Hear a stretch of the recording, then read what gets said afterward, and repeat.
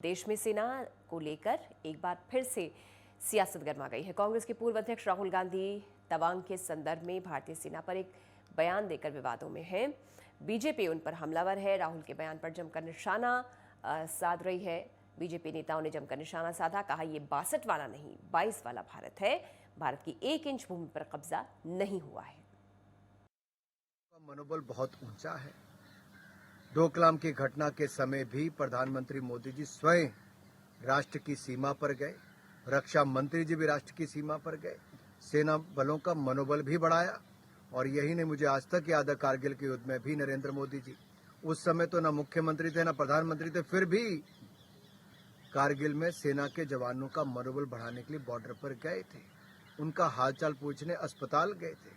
ये अपने आप में नजर आता है कि मोदी जी देश की सेना को मजबूत भी करते हैं, न केवल मनोबल बढ़ाते हुए बल्कि उनको हथियारों से लेकर बाकी सभी इक्विपमेंट देने जिससे कि हमारी सेना और मजबूत हो।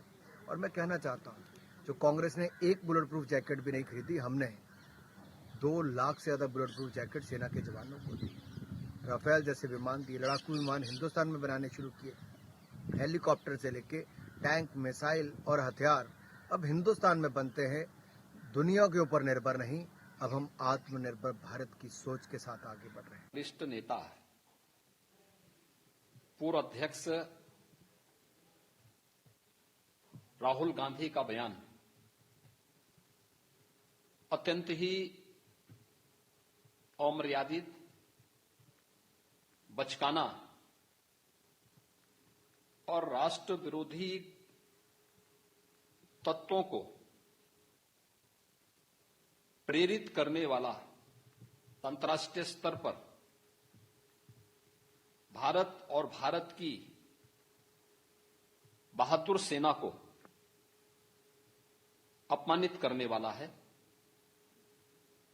हम उनके इस बयान की निंदा करते हैं।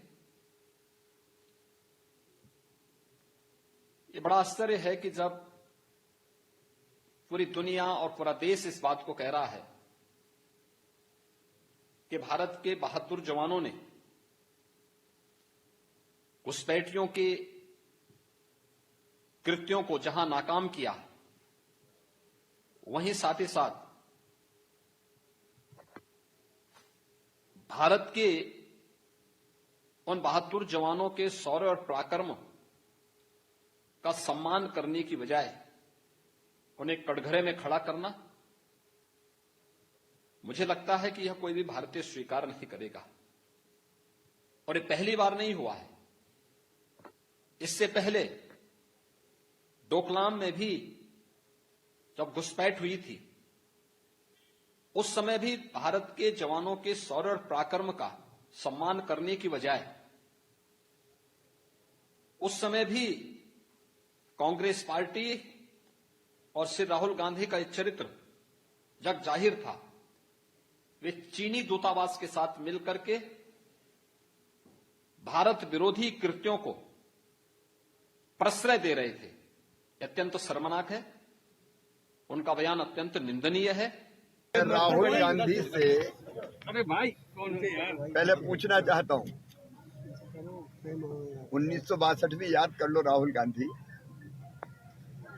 तब देश की हालत क्या थी? चीन ने कितने भूभाग पर कब्जा किया था?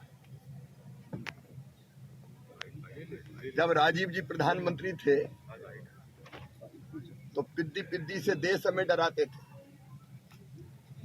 आज भारत के प्रधानमंत्री श्रीमान नरेंद्र मोदी जी हैं।